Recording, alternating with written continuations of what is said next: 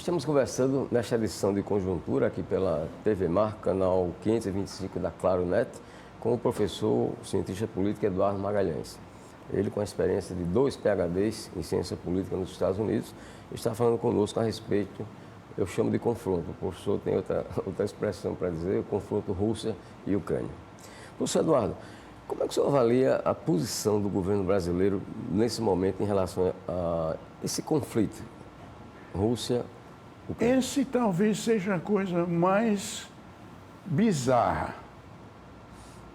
É que o Brasil, que sempre teve uma posição de extrema competência na diplomacia mundial,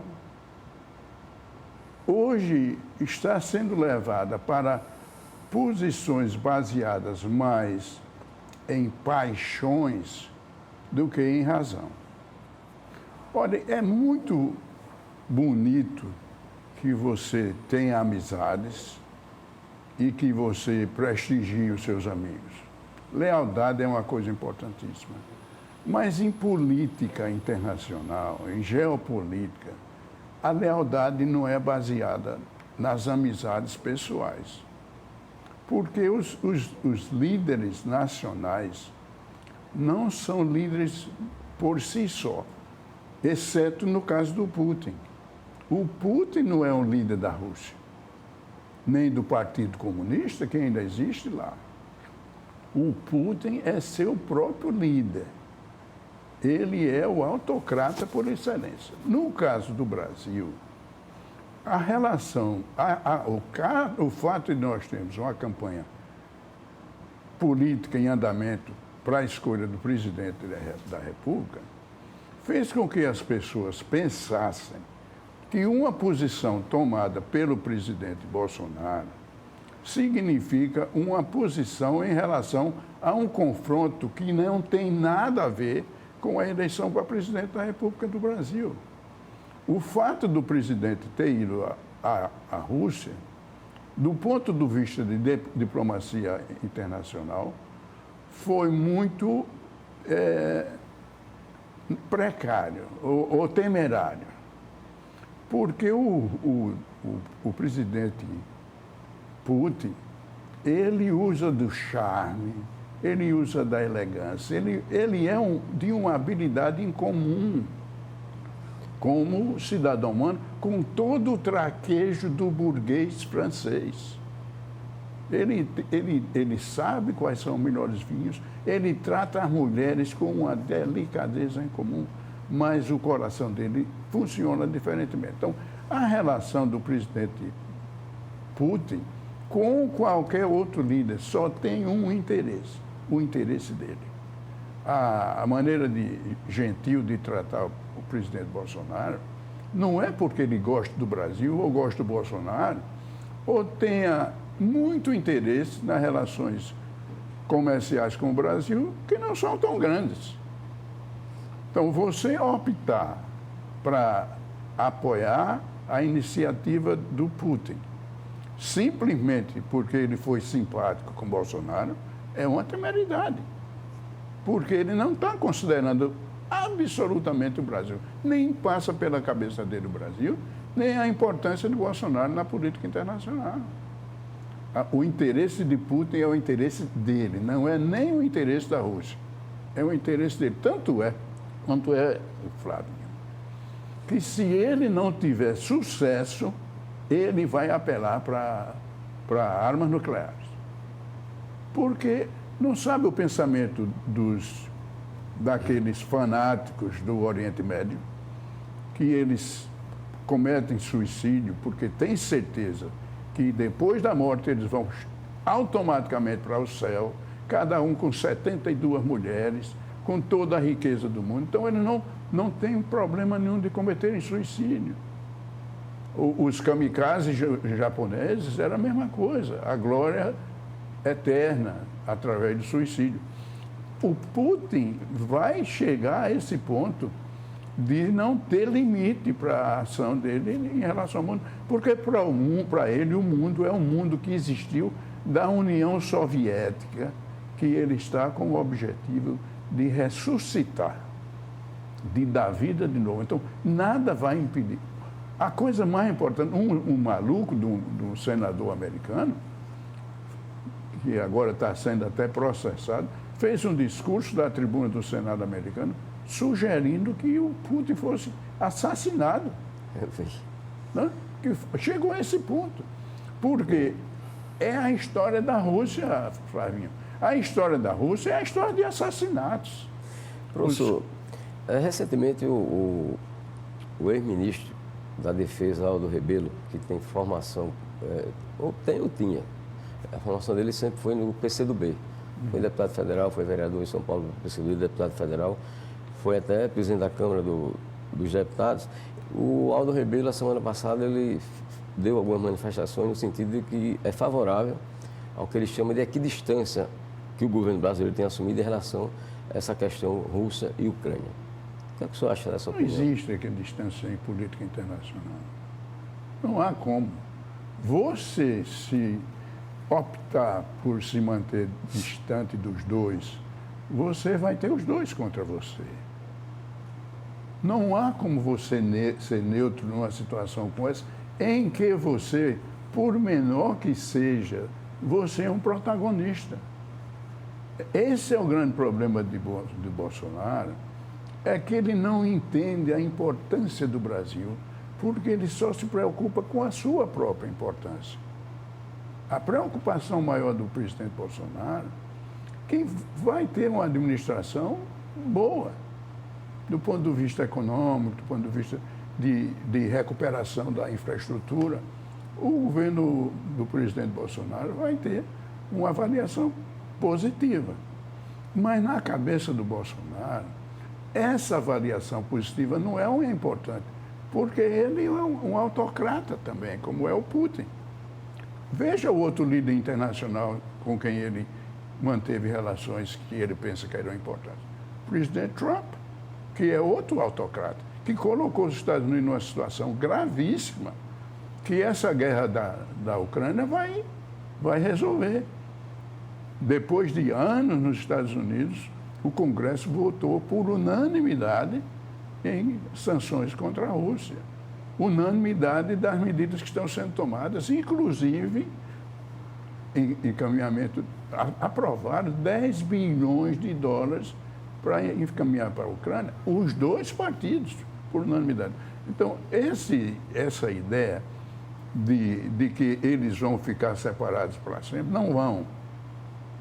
A história dos Estados Unidos é de que eles é Estados Unidos porque era um objetivo das 13 províncias que se tornaram país de se manterem unidos. Tanto é que eles optaram por não dar um nome ao país que ia ser criado, porque a importância era deles, dos estados. Você não poderia produzir um autocrata como Putin, porque sempre os estados prevaleceriam no interesse da nação que estava sendo criada. Então, no caso do presidente Bolsonaro, o encanto de ser tratado com a gentileza... Veja bem, há mensagens visuais, a televisão é uma coisa extraordinária. Uma das coisas mais importantes na diplomacia oriental é que a autoridade maior, se ele se levantar, já é uma homenagem muito grande ao visitante. Se ele der um passo para frente, a homenagem ainda é maior. Se ele se dirigir já com a mão estendida para cumprimentar, esse é o sumo supremo do elogio e da honra que você está tendo com aquele mandatário. Pois bem, o Putin, ele atravessa o tapete para apertar a mão do Bolsonaro. Não foi acidental. Porque na cabeça do Bolsonaro, quando alguém explicou o que era que significava, esse aspecto aí. Aí o Bolsonaro diz, eu sou a pessoa mais importante. Eu sou o cara. Eu sou o cara. Veja o que foi que o presidente Obama disse em relação ao Lula. Esse é o cara. Sabe por quê? Porque o Lula era uma graça o tempo todo. com brincadeiras, todo mundo se sentindo à vontade. Pois bem, o caso do Putin tem atravessado o tapete para ir cumprimentar e mais ainda, colocar a mão no ombro do presidente Bolsonaro. Isso não existe, porque a Rússia é muito mais oriental do que ocidental. A história da Rússia, a Igreja Ortodoxa Russa, ela não é virada para Roma, ela é virada para o Oriente. Então, essas coisas fizeram com que o Bolsonaro e seus seguidores, de repente, tivessem uma certa simpatia pelo presidente Putin, o que é... Nós não temos nada a ganhar com Putin, absolutamente nada. Professor, vamos falar agora um pouquinho de Brasil, política brasileira. Falando, estamos em Bolsonaro, né? Quando esse episódio aí com o presidente Putin, como é que o senhor está avaliando o quadro em relação às eleições presidenciais? Realmente vai prevalecer essa polarização Bolsonaro e Lula? Olha, está acontecendo um fenômeno que eu acho que na última vez que eu estive aqui, eu achava que haveria e ainda há uma possibilidade grande de surgir uma terceira via. A essa altura? A essa altura. Mesmo não que fosse uma terceira via tradicional. Tá? Porque a terceira via tradicional, ela é baseada num tipo de construção de uma conjuntura contrária a um dos candidatos. A terceira via vai derrotar um candidato. A terceira via que pode surgir hoje, ela é contra tanto o Lula quanto o Bolsonaro. E se você criar esse candidato que seja capaz de ter propostas para o Brasil, um projeto Brasil, que seja diferente do projeto do Bolsonaro e do Lula, ele pode atrair o eleitorado de tal maneira que não é um eleitorado negativo, mas o eleitorado positivo a favor de um novo Brasil. Não é ser contra Bolsonaro ou ser contra Lula, é ser a favor de uma proposta de um Brasil completamente diferente. Olha, da chamada terceira via, os nomes que têm surgido e que até agora não empolgaram são do eterno candidato a presidente Ciro Gomes, do ex-ministro Sérgio Moro e do governador de São Paulo, João Dória. O senhor acha que um desses três ainda pode, vamos dizer assim, encarnar esse sentimento anti-Bolsonaro e anti-Lula? Em primeiro lugar, o Ciro Gomes é o mais preparado de todos. O Ciro Gomes tem mais experiência administrativa de qualquer um deles. É o mais estudioso. Teoricamente, ninguém chega nem perto do conhecimento. É o que conhece melhor o Brasil. E vai ter que controlar um pouco suas emoções, a sua ira. Pode até ser uma ira santa, mas que não tem lugar na política brasileira. E, ultimamente, ele tem tido um comportamento muito diferente. Os marqueteiros já se deram conta de que, da maneira que ele já mudou várias vezes na sua abordagem na tentativa de atrair o eleitor brasileiro. Agora, nesse momento, ele está fazendo, finalmente, o tipo de política que é isso que eu estou dizendo, não é ser contra o Lula ou ser contra o Bolsonaro, é ser a favor de uma administração que, quando ele foi prefeito, quando foi governador, quando foi ministro, teve muito sucesso. Não é ser contra Bolsonaro ou ser contra o Lula, é ser a favor do extremamente competente Ciro Gomes. Então, nesse caso, você pode ter. O caso do Ciro é que ele se indispõe com quase todo mundo. Ele é de uma agressividade tal que ele não atrai, ele precisa ler o livro do Carnegie Hall, que ele não atrai as pessoas, não conquista e mantém as amizades. E ele é um candidato que vai crescer. Se será a terceira via, eu não sei, porque nós temos o hábito de pensar muito no passado, no passado negativo. A nossa memória afetiva do Brasil é uma memória afetiva negativa, são dos aspectos ruins das pessoas. Você diz uma coisa sobre um grande político ou intelectual, e imediatamente seu interlocutor faz um comentário negativo. Essa é a característica do Brasil, né? É cultural. Se ele conseguir fazer com que as pessoas esqueçam das loucuras pessoais dele, ele pode ser um candidato fortíssimo. O Dória não vai ser o candidato da terceira via, por uma razão muito clara, que finalmente a elite paulista que domina esse país sempre caiu no desgosto do povo brasileiro. Sabe? Finalmente os brasileiros disseram: tá bom. Acabou, nós não vamos mais ser dirigidos pela elite de São Paulo. Então, esse é o maior inimigo do João Dória. João Dória, é que ele é um paulista. Se ele vier aqui para Maceió, ele não sabe nem que existe a Praia do Francês, nem Paripoeira, que é outra maravilha de Alagoas. Ele não conhece o Brasil, ele conhece São Paulo. Ele conhece a indústria de São Paulo. E é um bom governador, foi um bom governador, ele é um bom político, mas não político nacional. E outra coisa boa do presidente Bolsonaro é esse nascimento ou fortalecimento do nacionalismo brasileiro. Você tem que considerar o seu país como um país muito importante. Assim como você tem que se considerar muito importante. Você não pode ter sucesso em cima de derrotas. Você tem sucesso gera sucesso. Então, a situação, você tem... E sobre, interrompendo, professor, sobre o ex-ministro Sérgio Moro. O Sérgio Moro primeiro, o Sérgio Moro é de uma ausência de habilidade de comunicação simplesmente absurda.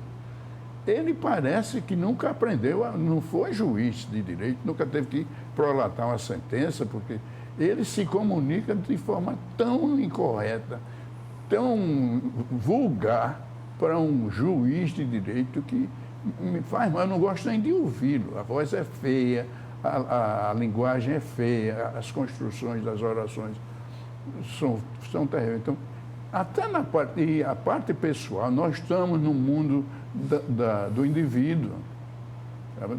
As redes sociais não são redes, não. São aglomerados de indivíduos. Cada uma pessoa é o senhor da sua própria vontade, do seu destino. O Moro, que tem uma história de luta contra a corrupção, como ninguém no Brasil. Mas ele cometeu alguns erros. Por exemplo, em vez de se dedicar ao Brasil, estudar o Brasil, ele foi ganhar uma fortuna nos Estados Unidos. Ele optou por ganhar o dinheiro para a campanha, talvez, né? Mas ele não podia ter optado por isso. Não era um momento oportuno de sair para os Estados Unidos durante um ano para ganhar milhões de dólares. Primeiro, ele não tem a competência de um advogado internacional para ganhar $1 milhão. Então, já começa a trazer dúvidas. Por que ele foi ganhar esse dinheiro todo, se ele não é um advogado? Não tem a experiência de advogado, porque ele foi um juiz federal. Professor, com relação a os dois que até agora lideram as pesquisas, Lula e Bolsonaro, ou Bolsonaro e Lula, como queira, quais seriam, em relação a esses dois, os pontos positivos e os pontos negativos, como candidatos? Olha, alguma coisa positiva está acontecendo com o Bolsonaro. Mas é positivo muito lento. A ciência política, de forma científica, pode estabelecer observações baseadas em dados palpáveis, confiáveis, que mostram a dimensão de o prestígio de uma determinada pessoa. E no caso de político, ele mostra com a margem de erro, que hoje é muito pequena, quando as pesquisas começaram na década de 30 e começaram a crescer mais ou menos na década de 50, você tinha margem de erro de 15%, de 20%. Então, não era científico. Hoje nós já temos margem de erro de 2,2%, de 2%. Então, na ciência, você não tem margem de erro. Tem que ser 100%. Então, como essa margem de erro funciona ao ponto de você ter certeza? Acompanhando o presidente Bolsonaro durante os 3 anos de governo, ele caiu de uma aprovação de 60 e poucos por cento no primeiro ano de governo para hoje 28%. Esses 28% são o capital de prestígio político e de votos que Bolsonaro tem. Não tem para ser diferente.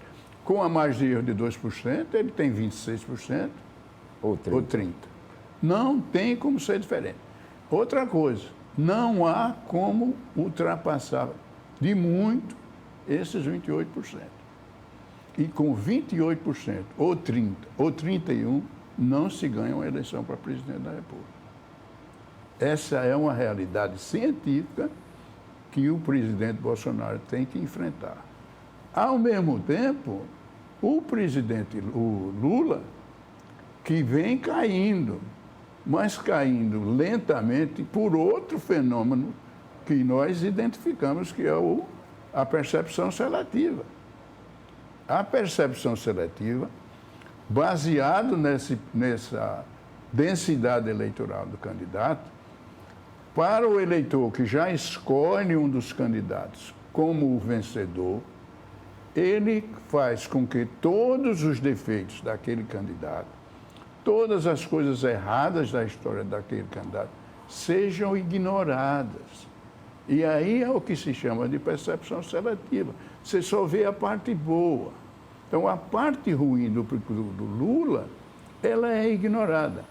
Mas como essa parte hoje é muito grande e o encanto do Lula caiu muito, essa redução do interesse do interesse do eleitor de votar no Lula tem caído. Tanto é que nas últimas pesquisas, ele já chegou a ter menos de 40% de intenção de voto. O que já significa duas coisas. Não haverá um ganhador no primeiro turno. Nem o Bolsonaro vai crescer ao ponto de ganhar a eleição, nem Lula vai se manter nesse ponto de garantir a eleição no primeiro turno. Aí a importância e a possibilidade de você ainda hoje, no mês de março, você ter um candidato que possa se transformar. Você está tendo um exemplo de como o pensamento do cidadão funciona. O Zelensky era um presidente medíocre. Hoje é um herói nacional. Hoje é um herói nacional. Por causa da Ucrânia, né? Por causa da Ucrânia. É assim que funciona o fenômeno social. Então, você pode ter, daqui, aparecer um candidato que, de repente, atraia o interesse do eleitor como sendo uma novidade, um Brasil novo, com a proposta de Brasil que Bolsonaro nunca teve. A proposta do Bolsonaro contra a corrupção é uma proposta excelente, mas não é uma proposta de Brasil. É uma proposta de um Brasil sem corrupção. Louvável e muito bem, mas ele não tem uma proposta de Brasil. Até porque ele nunca teve uma história política, legislativa de grande participação. Ele teve 2 projetos em 28 anos de deputado federal. E eram projetos sem nenhuma sem grande Expressão. impacto na história do Brasil.